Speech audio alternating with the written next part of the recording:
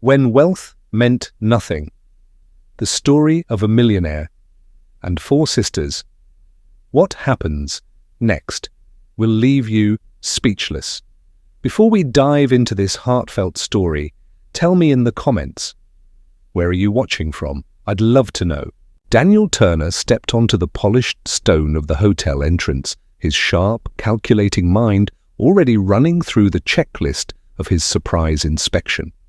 He thrived on control, every minute of his day accounted for, every decision weighted in profits and losses, his world built on numbers and leverage, not human connections. The morning air was crisp, slicing through his tailored suit like a silent reprimand, but Daniel barely noticed. He was a man of purpose, a force that moved through boardrooms with the precision of a blade, and he expected his empire to reflect that discipline. But as he strode toward the towering glass doors, something shattered the predictability of his routine, a small, chaotic cluster of color and whispers near the entrance.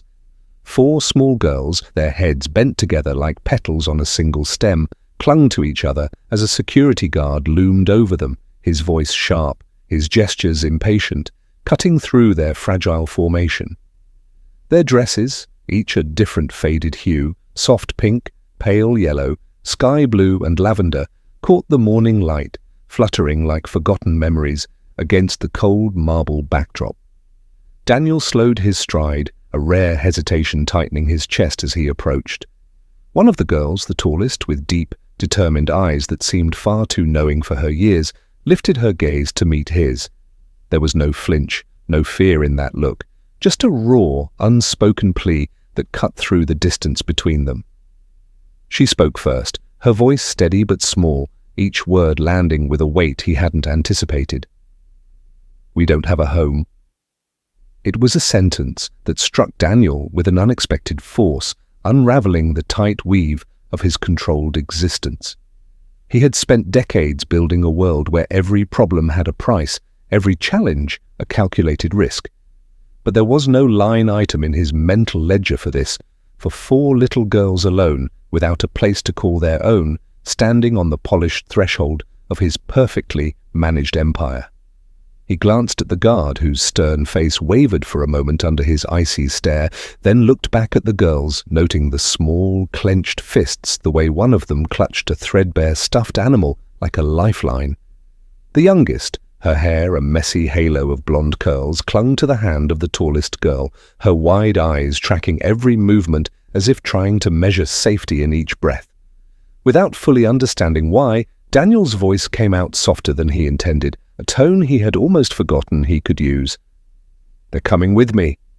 The guard blinked, his confusion clear, but Daniel's gaze held no room for argument. He reached down, extending his hand to the girl with the fierce, determined eyes, and after a heartbeat, she took it, her small, trembling fingers wrapping around his palm like the first crack in a long-forgotten wall. The other three followed, their tiny feet padding silently against the polished marble as they trailed him into the vast, gleaming lobby. For the first time in as long as he could remember, Daniel Turner felt something other than the cold satisfaction of control. He felt the weight of fragile lives leaning into him, trusting without reason, and it terrified him in a way that no hostile takeover or economic downturn ever could. Daniel led the four girls through the grand marble lobby, their small feet making soft, uncertain sounds against the polished floors as they glanced around with wide, anxious eyes, the towering ceilings and gleaming chandeliers so far removed from the cold, indifferent street outside that it felt like stepping into a dream they didn't quite believe in. He guided them toward a private corner, his sharp, calculating mind already shifting gears from corporate efficiency to something softer, though still unfamiliar. He called over a manager, speaking in a low, firm tone that brooked no hesitation, ordering a private suite, blankets, fresh sandwiches, warm drinks, everything he could think of to provide comfort, though he realized with a strange twist in his chest that he had no idea what comfort even looked like to children so clearly shaken. The girls sat down cautiously, their eyes darting around the lavish sitting area as if expecting someone to shoo them away, their small hands gripping the edges of their chairs as if trying to anchor themselves to this sudden, unexpected warmth. The oldest, the one who had spoken first at the entrance, guided the youngest onto the plush leather seat beside her, whispering something too quiet for him to hear, but he noticed the way the smallest girl's tiny shoulders relaxed just a fraction, her thin, wind-chapped fingers releasing the frayed edge of her dress. The food arrived quickly, steaming mugs of hot chocolate with swirls of whipped cream, thick sandwiches piled high with fresh vegetables and slices of ham, plates of warm cookies that filled the air with a sweetness Daniel hadn't noticed in his own hotels for years.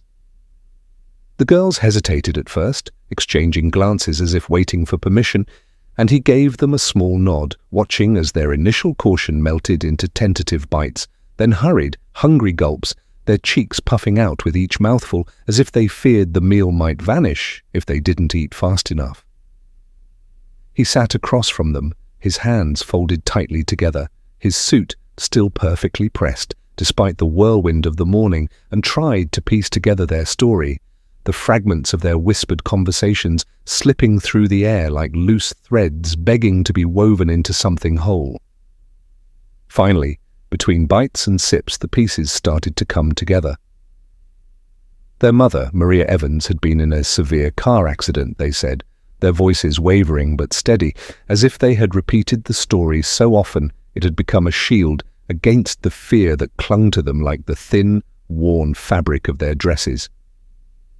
She was in critical condition, alone in a hospital bed somewhere in the city, her face a ghost in their worried minds, and they had been left in the care of an aunt, a woman who had promised to return in an hour but never did, leaving them to wander the cold, indifferent world alone. As the youngest licked a smear of whipped cream from her cheek, and the oldest leaned forward protectively, her small, steady hand still resting on her sister's knee, Daniel felt something tighten in his chest, a rare, unexpected pang of responsibility that cut through the polished veneer of his perfectly managed life like a crack in a marble statue. He had built his empire by stripping emotion from every equation, by reducing every challenge to numbers and contracts, but this was something raw, something that couldn't be solved with a balance sheet or a boardroom strategy, and the realization hit him with a weight he hadn't felt in years. For the first time in as long as he could remember, profit margins felt insignificant, reduced to background noise against the sound of 4 small, shivering children slowly realizing they might not be alone anymore, their fragile trust a delicate, flickering flame in the vast, echoing halls of his carefully constructed world. As the youngest girl leaned her head against her sister's arm, her small, round face finally softening into a hint of a smile, Daniel leaned back in his chair, his pulse a quiet, steady thrum in his ears, and wondered if perhaps, without even knowing it, he had just taken the first step toward becoming something more than a ruthless, unfeeling billionaire. Perhaps in this unexpected, chaotic morning, he had found the one thing money couldn't buy, the fragile, uncertain promise of family. Daniel closed the door to the suite quietly, leaning against it for a moment as he released a slow, uneven breath, the echo of the girl's soft, rhythmic breathing, a steady pulse against the silence of the hallway.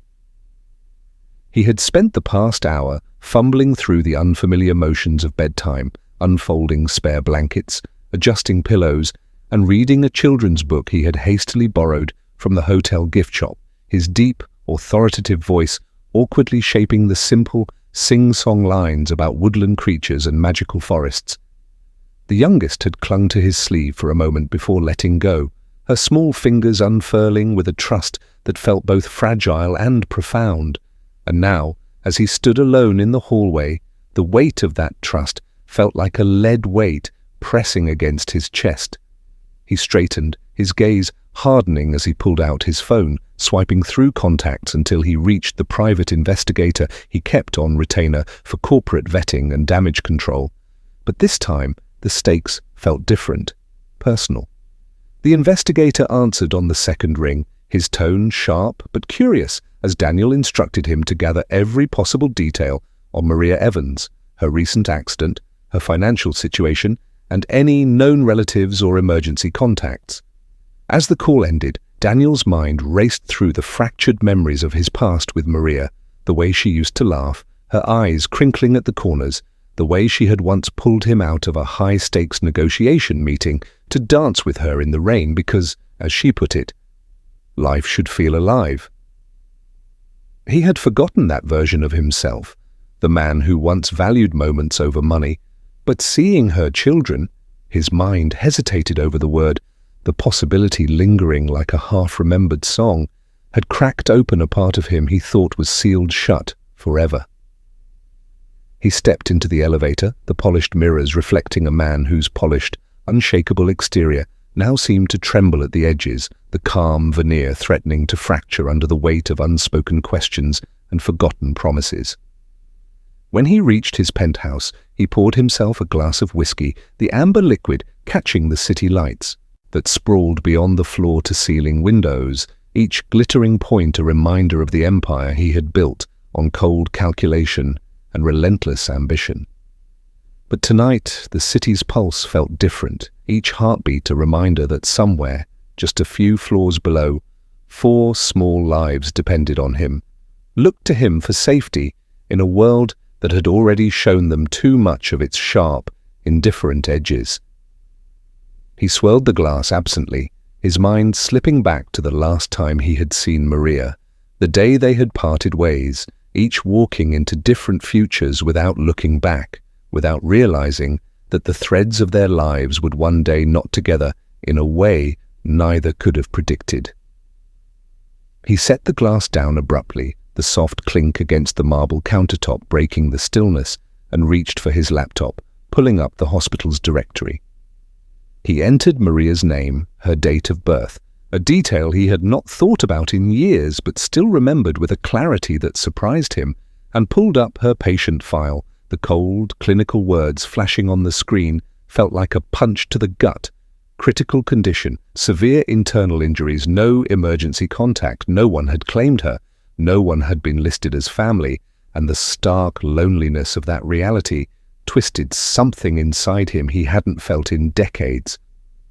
He closed the laptop, pressing the bridge of his nose as the beginnings of a headache threatened to crack through his tightly controlled composure. The thought of those girls curled up together on that oversized hotel bed, their small, trusting faces relaxed in sleep, pushed him back to his feet, his fingers tightening into fists as if trying to hold on to the last remnants of his carefully constructed detachment. He walked to the window, staring out at the city below, the neon lights smearing across the glass like streaks of paint, and he realized with a startling clarity that he was no longer just a billionaire overseeing a vast empire, no longer just a man driven by profit and power. He had stepped into a role he hadn't prepared for, one that couldn't be measured in quarterly returns or shareholder dividends. He was standing on the precipice of a life he had never chosen, one filled with tiny, trembling hands reaching for his. And as the first streaks of dawn began to bleed into the night sky, Daniel Turner found himself wondering if perhaps for the first time in years he was exactly where he needed to be. Days blended into a gentle, unexpected routine that felt both foreign and strangely comforting to Daniel. He found himself slipping out of conference calls earlier, letting go of once urgent emails and rushing back to the hotel where 4 small voices greeted him with the kind of pure, unfiltered excitement he hadn't felt in years. "Uncle Dan!" they would call, their faces lighting up as he entered the suite, arms flinging around his waist or tugging at his hands, eager to share the day's little adventures. The polished walls of the hotel suite had slowly transformed into a makeshift home. Crayon drawings were taped beside sleek, modern fixtures, stuffed animals claimed the edges of the expensive furniture, and small shoes cluttered the entrance like tiny reminders of how far his life had shifted. Mornings began with chaotic, often hilarious breakfasts where Mia, the youngest, inevitably ended up with syrup in her hair, and Sophie, the second youngest, tried to pour her own juice with the solemnity of a boardroom negotiation, always spilling at least a little.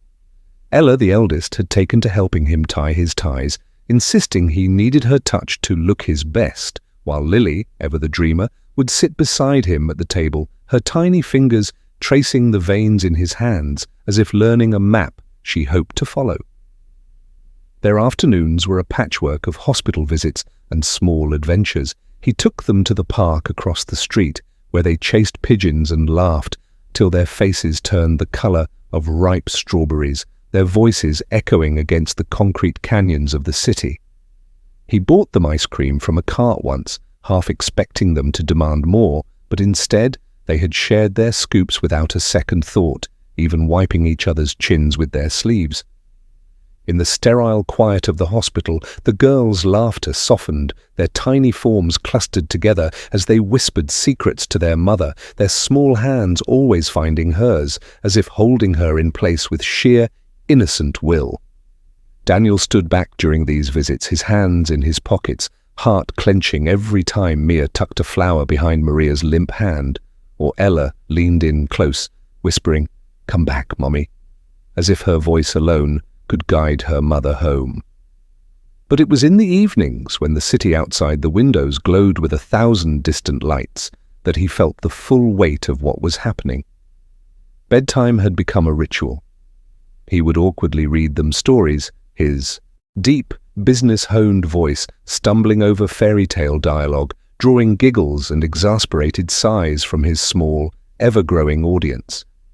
He tucked them in, one by one, pulling the covers up to their chins, feeling the tiny, trusting weight of their goodnight hugs. And when the lights dimmed and their breathing softened into the slow, steady rhythm of sleep, he often found himself lingering at the door, watching the way they curled into each other like small, warm moons in their own little galaxy. One night, as he stood in the hallway, his phone vibrated with a message, a reminder of a board meeting he had long forgotten. He glanced back at the slightly open door, the soft whisper of their breaths drifting into the quiet hall, and instead of responding to the message, he slid the phone back into his pocket, leaning against the cool wall as a strange, profound sense of peace washed over him. They had become his world, these 4 little girls, and though the thought should have terrified him, it only made him smile. He realized that despite the chaos, the syrup-sticky fingers, and the late-night whispers, he had never felt more complete. In their small, wordless ways, the girls had become his family, and for the first time in a very long time, Daniel Turner understood what it meant to be needed. The call had come just as Daniel was trying to coax Mia into eating the last of her breakfast, her small hands stubbornly pushing the plate away as she insisted she was too full, even though he knew it was just nerves about their upcoming hospital visit. The phone rang sharply on the counter, and for a split second his heart froze, every fear he hadn't let himself feel suddenly surfacing. He excused himself, moving into the hallway as the girls' chatter faded behind him. The nurse on the other end spoke quickly but clearly, and as soon as he heard the words, she responded, and hand squeeze, the wall he had so carefully constructed around his heart cracked a little more. Returning to the suite, he leaned against the doorframe, struggling to keep his expression neutral as the girls looked up at him with wide, questioning eyes. "Your mum squeezed a nurse's hand this morning," he said, his voice rougher than intended, and the room erupted in a burst of hopeful cries. Mia dropped her fork with a clatter. Sophie covered her mouth in disbelief. Ella's eyes filled with tears, and Lily, the youngest, ran to him, wrapping her small arms around his leg in a fierce hug, her face pressing into the fabric of his neatly pressed pants. He reached down, resting a hand on her back, feeling the rapid beat of her tiny heart, and for the first time he felt like something more than just the stranger who had taken them in. The drive to the hospital felt endless, the girls buzzing with nervous excitement in the back seat, their whispered promises to their mother filling the car with a hopeful energy that clashed sharply with Daniel's own anxious thoughts. He had spent his entire life building walls, creating distance, avoiding attachments, but the closer they got to the hospital, the more he realized those walls had already crumbled. Inside the ICU, the sterile air hit them as the girls hesitated just outside the door to Maria's room, their courage wavering for a moment before Ella reached for the handle, her fingers small but determined. As the door swung open, the steady beeping of the machine seemed to soften, as if the room itself recognized the return of its most precious visitors. Maria lay there, her once vibrant face still pale and drawn, but unmistakably alive, her chest rising and falling with the rhythm of the ventilator. For a moment the girls froze, their small frames silhouetted against the harsh fluorescent lights, but then Maria's eyelids fluttered, and her head turned ever so slightly toward the door. It was the smallest of movements, but it sent a ripple of shock through the room. Ella was the first to step forward, her shoes squeaking softly against the polished floor as she approached the bed, her tiny hand reaching for her mother's. "Mommy," she whispered, her voice trembling with both fear and desperate hope. Maria's eyes, still unfocused, managed to find her daughter's face, and as Ella's fingers wrapped around hers, a single tear slipped down her cheek. Sophie followed, then Mia, their small hands joining Ella's in a cluster of warmth and love, and finally, little Lily clambered onto the side of the bed, her head resting gently on her mother's shoulder, as if trying to bridge the gap of weeks they had spent apart. Daniel stood back, his breath caught in his throat, feeling the sting of his own tears threatening to break free as he watched the family reconnect. He had been a spectator to this story for too long, but now, as Maria's weak fingers tightened around her daughter's hands, he felt like he had become part of it, the missing piece to a puzzle he never knew he was meant to complete. He saw the way Maria's chest hitched, the faintest whisper of a breath catching in her throat as the warmth of her daughters broke through the fog of her coma, calling her back to them. It was a moment that felt like it stretched forever, each second pulling them all closer to a future that no longer felt impossible. And as Maria's eyes finally truly focused on the small faces surrounding her, Daniel let out a breath he hadn't realized he'd been holding, a breath that carried with it every fear, every hope, and every promise he had silently made to these girls in the weeks they had been in his care. In that moment he knew there was no turning back. He was theirs as much as they were his, and whatever happened next, he would not walk away. As Maria's strength returned, the hospital room that had felt so cold and sterile for weeks slowly began to warm with the sound of laughter and whispered secrets. Daniel found himself spending more time there, lingering in the hallway or sitting quietly in the corner as the girls curled up beside their mother, their small voices filling the air with songs and stories. He watched as Maria's pale cheeks regained color, as her eyes grew sharper each day, following her daughter's every movement like a mother relearning the shape of her world.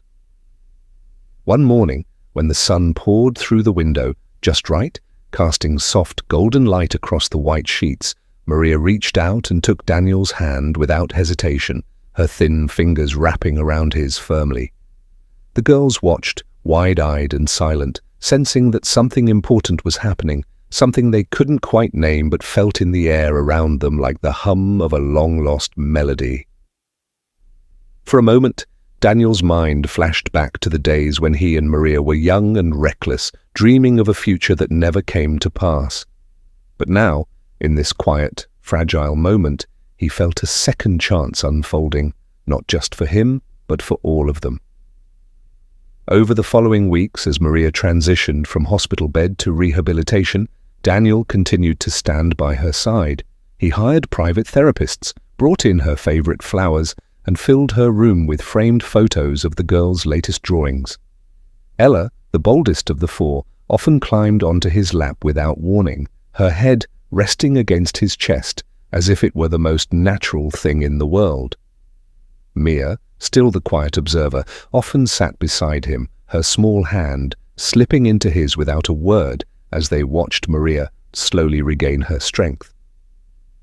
Sophie, ever the dreamer, filled the room with paper cranes and little paper hearts, each one bearing a whispered wish for her mother. And Lily, the youngest, seemed to bloom like a sunflower, her laughter ringing through the halls as she danced around her mother's bed, pulling Daniel into silly, uncoordinated spins that made the nurses smile. Maria's progress was slow but steady, and one afternoon, as the girls napped on the fold-out couch beside her bed, she looked at Daniel, her eyes glassy with unshed tears. "Why?" she whispered, her voice still raspy but stronger than it had been in months. "Why are you doing all this?" Daniel took a deep breath, the weight of years pressing against his chest. "Because I had the chance to walk away once," he said quietly, his thumb brushing gently over the back of her hand. "And I won't make that mistake again." She closed her eyes, a single tear slipping down her cheek, and for a moment neither of them spoke, their breaths mingling in the small space between them. It was a fragile peace, but it felt real, more real than anything Daniel had felt in years. Eventually, Maria returned home, and Daniel arranged for a spacious apartment not far from his own, filling it with new furniture, soft blankets, and the girls' favorite stuffed animals. He spent every evening with them, helping with homework, reading bedtime stories, and tucking them in with the clumsy tenderness of a man who had never expected to have children, but now couldn't imagine life without them. He even found himself cooking, his once perfectly manicured hands now clumsy but determined as he flipped pancakes, burnt only slightly around the edges. The girls watched him with giggles and wide eyes, still amazed that their once stranger protector was learning to navigate the messy, beautiful chaos of family life. And then one night, as he sat beside Maria on her small balcony, watching the city lights blink against the dark sky, she reached for his hand again. "Thank you," she whispered, leaning her head against his shoulder. Daniel turned to her, his heart swelling with a feeling he couldn't name, but knew he never wanted to let go of. "No," he replied, his voice rough with emotion. "Thank you for giving me a reason to try again." The city stretched out before them, full of unanswered questions and second chances, but for the first time in a long time, Daniel wasn't afraid of what the future might hold. He had a family now, imperfect and unexpected, but his, and that was enough. As the stars flickered above and the soft, rhythmic breaths of 4 little girls filled the rooms behind them, Daniel realized that he had finally built something far more precious than any empire he had ever dreamed of. He had built a heart, and in the gentle, unspoken promises shared that night, he knew he would never walk away from it again.